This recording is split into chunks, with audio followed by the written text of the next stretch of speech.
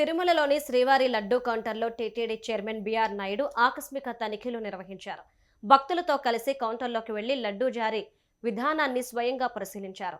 సిబ్బంది పనితీరును, లడ్డూల బరువును తనిఖీ చేసి వివరాలు తెలుసుకున్నారు.